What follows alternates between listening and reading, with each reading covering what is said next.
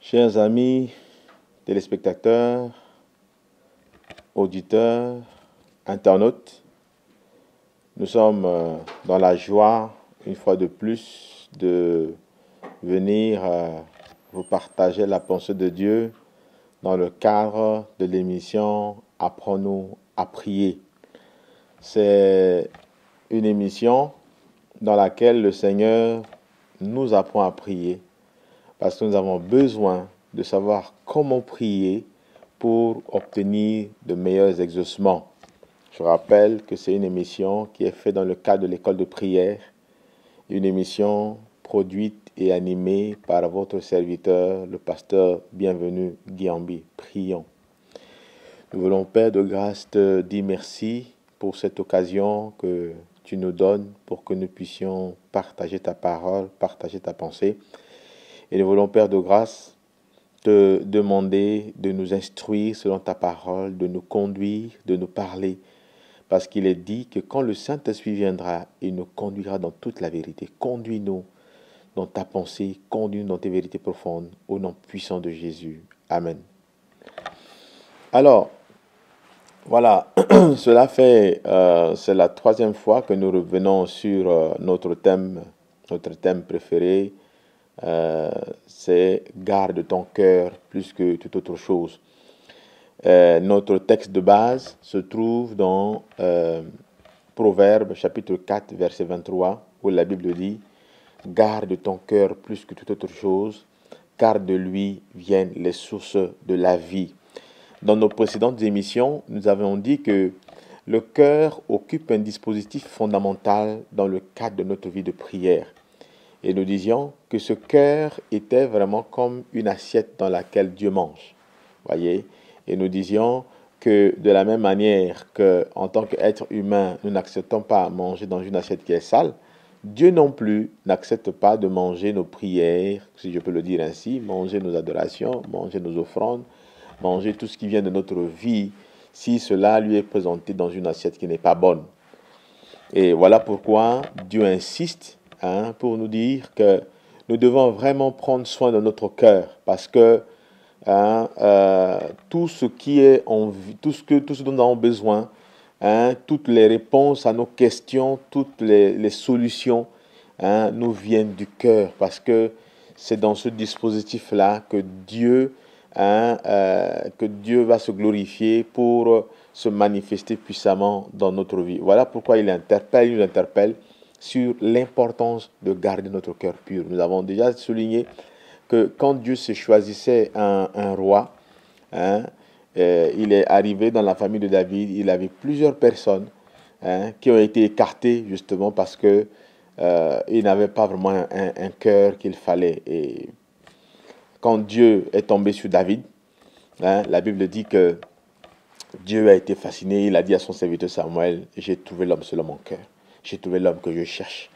Et nous comprenons, les amis, que celui qui prie qu'avec un cœur que Dieu demande, c'est celui-là que Dieu va agréer. Voilà pourquoi il est important que nous puissions vraiment comprendre combien le cœur occupe une importance fondamentale, capitale dans notre vie. Nous disions que souvent nous sommes prêts vraiment en tout cas à soigner nos finances quand nos finances sont malades, à soigner notre corps quand notre corps est malade, à soigner notre travail quand il est malade, à soigner un domaine particulier de notre vie quand il est malade. Mais Dieu nous dit qu'il y a une chose qui est très importante, il est plus importante que tout, c'est le cœur. Voilà pourquoi il dit, prends soin de ton cœur plus que toute autre chose. Veille sur ton cœur plus que toute chose. Garde ton cœur plus que toute chose, car de lui viennent les sources de la vie. Et nous disions la fois dernière que quand on dit que quelque chose est en vie, cela veut dire qu'il nous donne le résultat satisfaisant. Il nous donne vraiment le résultat auquel on s'attend. Vous voyez, c'est pour ça que nous comprenons que si vraiment notre cœur est bien entretenu, les amis, Dieu permettra à ce que notre travail marche. Dieu permettra à ce que notre ministère fonctionne correctement. Dieu permettra à ce que notre famille fonctionne comme il se le doit. Dieu permettra à ce que notre vie donne des résultats satisfaisants. Voilà pourquoi nous allons donc revenir sur ce thème, mais nous allons, par la grâce du Seigneur, boucler justement sur ce thème. Et aujourd'hui, nous allons beaucoup plus nous appesantir en fait sur les conséquences. Quand nous arrivons à garder notre cœur pur, qu'est-ce qui arrive dans notre vie? Nous avons, dans l'émission précédente, nous avons expliqué comment il fallait vraiment garder son cœur pur. Nous avons dit qu'il était important que nous puissions méditer la parole de Dieu, parce que la parole de Dieu est la nourriture privilégiée du cœur, les amis. La parole de Dieu est là pour que quand nous la méditons, elle remplit notre cœur, et quand elle remplit notre cœur, c'est pour conduire nos actions, c'est pour conduire nos œuvres, c'est pour conduire les choses que nous voulons faire. Parce que nous allons tout faire pour que tout ce que nous voulons faire soit en conformité avec la parole de Dieu. Voilà pourquoi nous avons dit que le premier moyen pour garder notre cœur pur, c'est d'abord la parole de Dieu. Le deuxième moyen pour garder notre cœur pur, c'est de prier pour notre cœur. Voyez, nous sommes prêts à prier pour beaucoup de choses, mais nous ne sommes pas prêts vraiment en tout cas à prier pour notre cœur. Et voilà pourquoi nous avons dit que pour mieux garder notre cœur, nous devons beaucoup prier pour notre cœur, pour que vraiment il soit toujours gardé pur, parce que c'est ça la volonté de Dieu. Et aujourd'hui, nous allons vraiment révéler là-dessus. Et troisième moyen qui nous permet vraiment de garder notre cœur pur, nous avons dit qu'en fait, à tort ou à raison, beaucoup de personnes, effectivement, peuvent nous frustrer, cela peut en tout cas créer des choses dans nos relations. Mais nous avons dit que l'une des choses que le Seigneur nous a appris, quand il était sur la croix, c'est qu'il a prié pour tous ceux, effectivement, qui tentent de le persécuter. Voilà pourquoi nous avons souvent, nous jugeons sur la base de la parole de Dieu qu'il est important que nous prions pour nos relations, toutes les relations que nous entretenons. Au lieu d'attendre qu'elles se dégradent, pour que nous puissions prier pour ces relations. C'est mieux de prier quand, effectivement, aujourd'hui, ces relations sont bonnes. Les amis, prions pour nos relations. Et plus encore, quand ces relations-là se sont vraiment dégradées, prions vraiment pour ceux-là qui nous persécutent, qui nous font du mal. C'est important parce que c'est l'un des moyens, justement, qui nous permet de pouvoir garder notre cœur, préserver notre cœur, effectivement, du mal. Alors, donc, comme je le disais aujourd'hui, nous allons parler sur les conséquences que nous avons résumées au nombre de 4, les conséquences que nous allons expérimenter, que nous allons découvrir dans notre vie, et cela va se manifester justement par les fruits que nous récoltons de nos vies de prière. Donc aujourd'hui, nous allons donc examiner ces conséquences-là. Qu'est-ce qui arrive quand nous arrivons à veiller sur notre cœur, quand nous arrivons à garder un cœur propre, un cœur pur devant le Seigneur? Qu'est-ce qui se passe? Quelles sont les conséquences que nous avons? Première des choses, quand nous veillons sur notre cœur, bien, quand nous prions pour notre cœur, quand nous veillons vraiment en tout cas sur ce cœur-là, la première chose, c'est que c'est l'exhumation de plusieurs personnes enterrées. L'exhumation de plusieurs personnes enterrées. Vous savez, souvent quand nous allons au cimetière, nous voyons toujours ici repose telle personne. Cela veut dire qu'en fait, telle personne a été enterrée. Et très souvent, il nous est souvent arrivé d'enterrer beaucoup de personnes dans notre cœur. Voyez. Et quand Jésus parle des tombeaux blanchis, voyez, les œuvres que nous réalisons en dehors sont tellement formidables. Mais quand on va vraiment dans notre vie, quand on va dans le fin fond de notre cœur, les amis, on se rend compte que beaucoup de personnes y ont été enterrées. Beaucoup de personnes ont été concentrées. Quand nous allons nous concentrer, parce que moi y compris, parce que si je vous donne cet enseignement aujourd'hui, c'est parce que Dieu a pris beaucoup de temps, franchement, en tout cas, pour m'apprendre beaucoup de choses là-dessus.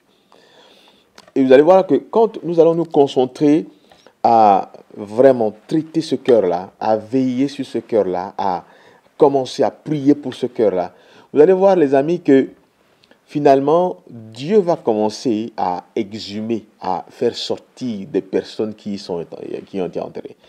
Il m'est souvent arrivé, je le dis, que parfois je peux avoir pensé pardonner à telle personne. Vous voyez, vous savez, parfois, pardonner ne veut pas seulement... Il est important que je dise à mon frère, je te demande pardon. Il est important que je dise à mon frère, je te pardonne. Mais il y a des fois où, entre la parole et l'acte, et ce qui se passe réellement au plus profond de moi, vous voyez, il y a un grand décalage. un grand décalage. Il m'est souvent arrivé de penser que j'ai déjà pardonné à telle personne, mais Dieu va me donner un exercice très simple qui me permet de savoir est-ce que vraiment j'ai vraiment pardonné à quelqu'un. Vous voyez? Parce que il faudrait qu'on sache. D'un côté, nous sommes dans une bataille. D'un côté, Dieu nous demande de pardonner. C'est ce que Dieu demande. D'un autre côté, je suis face à une situation, la blessure que j'ai vraiment eue dans mon cœur.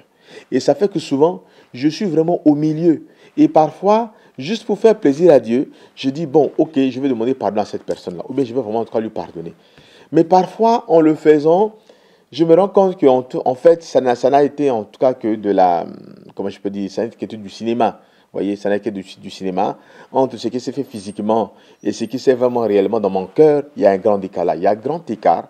Et cela fait que, en fait, Dieu m'a donné une méthodologie, il m'a donné vraiment un moyen très simple pour me vérifier est-ce que réellement j'ai pardonné à quelqu'un. Voyez? Et comment est-ce que je le fais? Il me dit, pense à cette personne-là et observe ton cœur. Quand je pense à la personne, et quand mon cœur est en paix, cela veut dire que je suis vraiment en paix avec cette personne. Mais quand je pense à cette personne, et que mon cœur réagit violemment, cela veut dire qu'en réalité, la paix n'est pas vraiment encore là. Cela veut dire qu'en réalité, je n'ai pas encore pardonné à cette personne.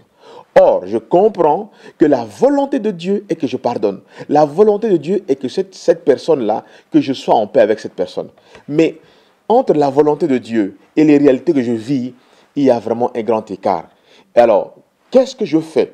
Dois-je vraiment faire la volonté de Dieu, qui me semble être vraiment un peu difficile, ou alors me contenter de rester dans ma position, dans ma situation, et de dire de toutes les manières, je l'ai déjà pardonné, alors que au plus profond de moi, je ne suis pas en paix avec cette personne.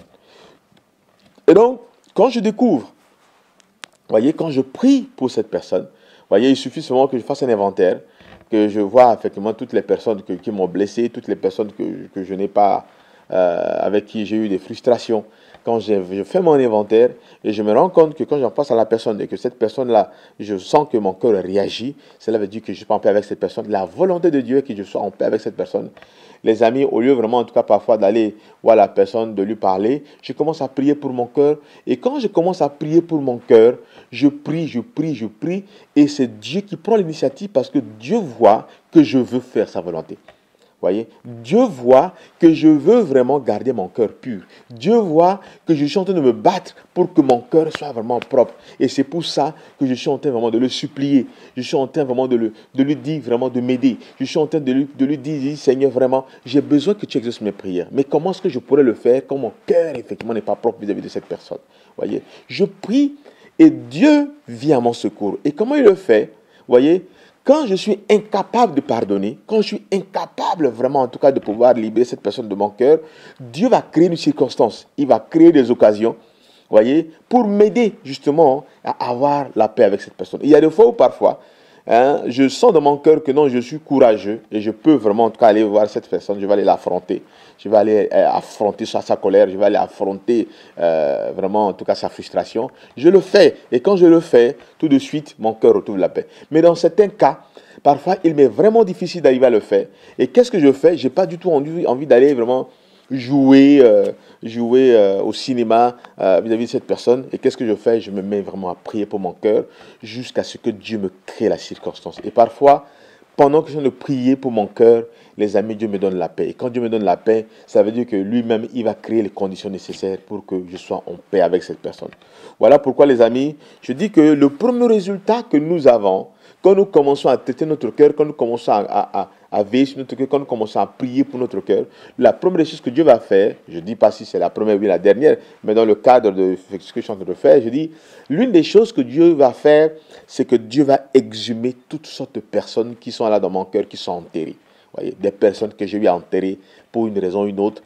Dieu commence par déterrer cette personne. Cette personne, Dieu va commencer par les déterrer pour que vraiment, en tout cas, j'arrive à cette conclusion. Vous vous souvenez, la fois dernière, je disais, que j'ai compris que mon plus grand ennemi, c'est mon cœur, mon pire ennemi, c'est mon cœur. Voilà pourquoi il faut que j'arrive à amener mon cœur à fonctionner correctement. Alors, la deuxième des choses que je découvre, en fait, quand je commence à veiller sur mon cœur, c'est le fait que je découvre les traits enflammés du malin. La Bible dit dans Éphésiens, le chapitre 6, le verset 16, la Bible parle de ce qu'on appelle le bouclier de la foi, avec lesquels nous allons éteindre tous les traits enflammés du malin. Vous voyez, en fait, nous nous rendons compte que l'une des personnes, ou alors pas l'une des personnes, mais la personne principale qui se réjouit quand notre cœur n'est pas propre, c'est le diable. Vous voyez, le diable sait que quand je ne veille pas sur mon cœur, quand je vais me présenter devant Dieu, alors j'ai la garantie de ne pas vraiment être exaucé. Alors qu'est-ce qu'il va faire? Il va étudier des circonstances, il va étudier des personnes, parce que son objectif, c'est de tout faire pour que mon cœur soit sali. Ce qu'il recherche, c'est de tout faire pour que mon cœur ne soit pas propre, pour ne pas que je puisse présenter mes prières à Dieu dans une assiette propre. Et donc, qu'est-ce qu'il va faire? Il va tout faire pour créer, pour m'envoyer des traits enflammés. Les traits enflammés, c'est-à-dire, c'est des flèches. C'est des flèches qu'il va envoyer contre mon cœur pour que mon cœur soit vraiment sali au maximum. Et voilà pourquoi, quand je vais commencer à prier pour mon cœur, les amis, Dieu va commencer par m'ouvrir les yeux pour que je puisse commencer à voir que tel problème que j'ai avec telle personne, ou bien tel problème qui va arriver, Dieu m'informe par anticipation. Voyez, il m'informe que tel problème va arriver, et quand je suis déjà prévenu, je prends mes précautions. Voyez, je sais que non, parfois Dieu me parle par les songes. Parfois, pendant que je fais ma méditation, voyez, Dieu me parle. Je me souviens une fois, je faisais ma méditation, et je suis tombé sur ce texte qui dit que ils te feront la guerre, mais ils ne vont pas l'emporter sur toi. Et quand je fais cette méditation, ça sonnait vraiment dans mon esprit. Et bon, c'est une histoire qui a fait plus de 10 ou 15 ans. Voyez. Et quand j'allais au bureau, et j'étais là dans mon bureau, et j'étais là calme. J'ai pris mes précautions. Je me suis même pratiquement enfermé parce que je ne voulais pas vraiment être en contact avec des gens pour ne pas qu'il y ait des problèmes vraiment qui naissent. Mais les amis, que je le veuille ou non, ce jour-là, un problème est né. Vous voyez, un collaborateur est venu vraiment, en tout cas, me heurter. Il est venu me créer des problèmes. Et heureusement que je t'ai déjà prévenu. Quand j'ai vu ça, tout de suite, je me suis dit, ça, c'est le diable qui est en train de m'amener des problèmes. Voyez. Et Dieu m'a fait grâce, j'ai évité ça pour garder ma relation avec mon collaborateur parce que je sais que j'ai besoin de sa relation pour que le travail puisse vraiment marcher. Donc voilà pourquoi, les amis, l'une des choses que Dieu fait, c'est qu'il nous fait découvrir les traits enflammés du mal. Il nous informe. Voyez, il nous prévient. Je disais la fois dernière que le cœur, effectivement, c'est comme notre œil spirituel. Voyez, quand Dieu dit dans Apocalypse 3,18, il dit que je vais te conseiller des collyres pour que tu puisses oindre tes yeux, pour bien regarder. Voyez. Donc, je disais que si vraiment notre cœur fonctionne correctement, nous voyons, Dieu nous accorde de voir vraiment en tout cas ce qui se passe dans le monde spirituel. Donc, voilà l'une des conséquences. Quand nous prenons le temps de prier pour notre cœur, voyez, Dieu va, chaque fois que l'ennemi va chercher par tous les moyens à nous atteindre, chaque fois qu'il va chercher par tous les moyens à nous toucher, voyez, à nous blesser, nous comprenons parce qu'il ne va pas vraiment en tout cas se comporter, il ne va pas utiliser autre chose, il va utiliser les êtres humains, voyez, il va utiliser un être humain pour m'agresser, il va utiliser une circonstance, peut-être contre quelqu'un, voyez, mais en priant pour mon cœur, ça me permet justement de me préserver contre ces traits enflammés. Ça me permet effectivement de préserver mon cœur contre la stratégie, parce que tout ce qu'il cherche, ne l'oublions pas, c'est de tout faire pour que notre cœur soit sali, pour que nos prières ne soient pas exaucées. Ça, voilà la deuxième conséquence, quand nous prions pour notre cœur, quand nous traitons notre cœur. Voilà la deuxième conséquence qui arrive dans notre vie. La troisième conséquence, c'est que nous devenons sensibles à l'intervention de Dieu dans notre vie. Vous voyez, dans Matthieu chapitre 5, verset 8, là, nous rappelons, la Bible dit que heureux ceux qui ont le cœur pur, car ils verront Dieu. Nous interprétons, heureux ceux qui ont le cœur pur, car ils verront la main de Dieu, car ils verront la gloire de Dieu. Voyez. Et donc, nous devenons très très sensibles.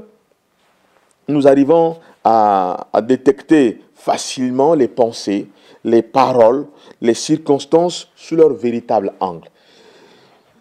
Les amis, vous savez, il y a des fois, parfois, quelqu'un peut agir. Quelqu'un peut vous dire une parole. Quelqu'un peut parfois vous blesser. Mais pas avec la motivation de vous blesser. Pas avec une mauvaise pensée, pas avec une mauvaise foi. Vous voyez? Et souvent, nous arrêtons juste au niveau de l'acte qui a été produit, juste au niveau des paroles que nous avons entendues, juste au niveau de ce qui s'est passé. Et parfois et souvent, nous arrivons à y donner tout de suite une interprétation, sans pour autant parfois que ces interprétations-là soient vraiment en tout cas les bonnes. Et mine de rien, nous pouvons vraiment en tout cas nous créer des ennuis, des relations, des situations un peu difficiles avec notre prochain. Mais vous voyez que l'avantage que nous avons quand nous prions avec notre cœur, c'est que Dieu va nous amener à voir les réactions, à voir les comportements, à voir les faits sous leur véritable angle. Quand un acte, quand bien même mauvais, est fait sans mauvaise foi, Dieu va nous ouvrir les yeux pour que nous sachions que ce n'est pas de mauvaise foi, que ce n'est pas parce que la personne est méchante, ce n'est pas parce que la personne vraiment est mauvaise qu'elle a fait. Certainement, elle a entendu des mauvaises paroles, certainement quelque chose de mauvais, certainement il y a de son côté une mauvaise interprétation d'un acte que j'ai posé et qui a amené cette personne-là à avoir telle pensée. Ce n'est pas une mauvaise foi. Vous voyez? Mais quand effectivement c'est une mauvaise foi, c'est de mauvaise foi que la personne l'a faite, vous voyez, Dieu va nous amener à voir la chose de manière très claire. Parce que je dis que nous allons voir les choses sous leur véritable angle. Voyez, sous leur véritable couleur. Voyez, pourquoi? Parce que nous arrivons à garder notre cœur pur. Nous arrivons à garder notre cœur propre. Et cela nous permet de voir les choses comme il se le doit et de les traiter comme il se le doit. Et le quatrième élément que nous allons voir, imaginons un instant, pardon, que c'est par mauvaise foi que quelqu'un s'est comporté vis-à-vis de nous. Et quand nous prions pour notre cœur, les amis, le quatrième élément, c'est que Dieu se charge de nous venger. Quand nous lisons dans Romains, le chapitre 12, le dernier verset de ce chapitre, parce que souvent c'est comme ça que j'aime le garder, hein, c'est le verset 21, la Bible nous recommande de ne pas nous laisser vaincre par le mal, mais de pouvoir être vainqueur, triomphateur du mal par le bien. J'ai expérimenté plusieurs fois que lorsque je garde mon cœur pur, cela m'amène à prier pour les gens qui m'offensent. Hein, cela m'amène à prier pour les gens qui m'offensent. Pourquoi? Parce que je vais utiliser une arme, l'arme de Dieu. L'arme de Dieu, c'est l'amour. Vous voyez? C'est l'amour. Et voilà pourquoi, quand quelqu'un me fait mal, quand je reçois vraiment en tout cas quelque chose que je considère comme quelque chose d'offensant ou bien par mauvaise foi, voyez, je vais vraiment commencer à prier pour cette personne. Voyez, je prie de tout mon cœur. Je prie vraiment avec amour pour cette personne. Voyez, je prie de tout mon cœur parce que je n'ai pas envie de me laisser vaincre par le mal. Voyez, Dieu nous dit, ne soyez pas vaincus par le mal, mais soyez vainqueurs du mal, soyez triomphateurs du mal par le bien. Voyez. Et qu'est-ce que Dieu va faire? Dieu va m'aider à triompher du mal. Dieu va m'aider à triompher de la mauvaise foi. Dieu va m'aider. Parce que il va me donner son arme, il va m'aider à utiliser son arme. L'arme de Dieu, c'est l'amour. Voyez, je vais prier pour cette personne comme Jésus a prié pour cette personne, prié pour ceux qui le persécutaient quand il était à la croix. Voyez. Donc, c'est pourquoi je ne veux pas me venger. Je ne veux pas non plus avoir une pensée de vengeance. Parce qu'il y a des fois où parfois quand bien même nous savons que Dieu n'aime pas la vengeance, mais souvent, même si nous ne nous vengeons pas, mais nous voulons que Dieu nous venge. Nous voulons vraiment que Dieu que Dieu nous venge et pour que ça puisse nous réjouir. Vous voyez, les amis, la Bible nous dit que nous devons avoir de bonnes pensées. Nous ne devons pas désirer le malheur de quelqu'un. Nous ne devons pas désirer que le mal atteigne quelqu'un. Ça, ce n'est pas une pensée qui vient de la part de Dieu. Quand je suis enfant de Dieu, même quand quelqu'un me fait très très mal, je prie pour mon cœur, je prie pour cette personne, pour ne pas que je puisse désirer son malheur, pour ne pas que je puisse me réjouir de son malheur. Voyez, que je laisse à Dieu le soin de me venger, que je laisse à Dieu. Vous voyez, il y a des fois où parfois, même quand Dieu est en train de nous venger, les amis, parfois ça nous fait très mal. Que Dieu est en train vraiment de faire du mal, de pouvoir venger vraiment en tout cas un acte de mauvaise foi qui a été commis vis-à-vis de nous. Donc voilà pourquoi il est important que nous puissions vraiment en tout cas le savoir. Dieu se charge de nous venger. Voilà pourquoi il le dit dans Romains chapitre 12, le verset 20. Il dit, à moi la vengeance, à moi la rétribution. Si ton ennemi a faim, donne-lui à manger. S'il a soif, donne-lui à boire. C'est du charbon ardent que tu mets sur sa tête. Voyez? Quand vraiment c'est avec amour que je traite, que je me comporte. Voyez? Traiter les amis avec amour ne veut pas dire que, voilà, quand on laisse le mal passer, on ne doit pas le traiter avec sévérité. La sévérité n'est pas la méchanceté. Hein? La sévérité n'est pas la méchanceté. Nous devons vraiment en tout cas être sévères.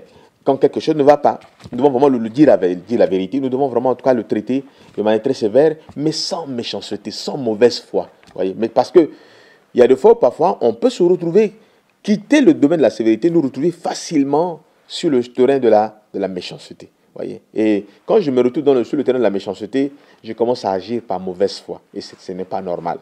Voyez? Donc voilà pourquoi je dois tout faire pour que Dieu me donne de pouvoir agir avec amour, que Dieu me donne de pouvoir prier pour la personne, parce que quand je vais me mettre à prier pour cette personne, j'ai la paix. Voyez? Même quand je ne suis pas en mesure de pouvoir prier pour cette personne, mais au moins je peux commencer à prier pour mon cœur. Parce que quand je commence à prier pour mon cœur, naturellement, Dieu va m'amener, parce que Dieu sait que je suis en train de me battre contre moi-même. Je suis en train de lutter contre moi-même pour ne pas que je puisse tomber dans la méchanceté. Voyez? Parce que j'ai besoin vraiment d'avoir ce cœur propre, ce cœur-là que Dieu a créé pour que mes prières soient agréées. Donc voilà pourquoi je lutte contre moi-même.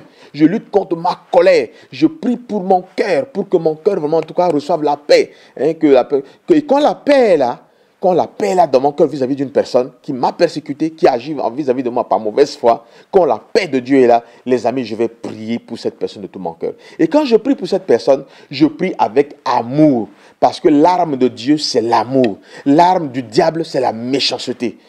Hein? L'arme du diable, c'est la méchanceté. Et voilà pourquoi, chaque fois que je vais utiliser la méchanceté comme une arme, je me retrouve de l'autre côté. Je deviens adversaire de Dieu. Je suis face à Dieu. Voyez? Mais quand j'agis avec amour, j'utilise l'arme de Dieu et Dieu est là de mon côté. Et la Bible dit quoi? La Bible dit que si ton ennemi a faim, donne-lui à manger. Si ton ennemi a soif, donne-lui à boire. C'est vraiment en tout cas du charbon ardent que tu mets sur sa tête. Il faut comprendre que ici que le charbon ardent, c'est la main de Dieu qui intervient. Voyez? On dit que le charbon ardent, c'est la main de Dieu qui intervient, non pas pour le bien de cette personne, mais la main de Dieu qui intervient pour venger. La main de Dieu qui intervient pour faire du mal à cette personne-là qui t'a fait du mal. La Bible dit, à moi la vengeance, à moi la rétribution. Donc, quand on parle, je rappelle, quand on parle effectivement du charbon ardent, on parle de la main de vengeance de Dieu. Vous voyez, Dieu ne va pas vraiment laisser le mal continuer. Dieu est le Dieu de la justice et il va vraiment agir. Et voilà pourquoi beaucoup d'enfants de Dieu qui, au lieu d'utiliser l'arme de Dieu qui est l'amour, se retrouvent du côté du malin en utilisant une arme de la méchanceté, les amis.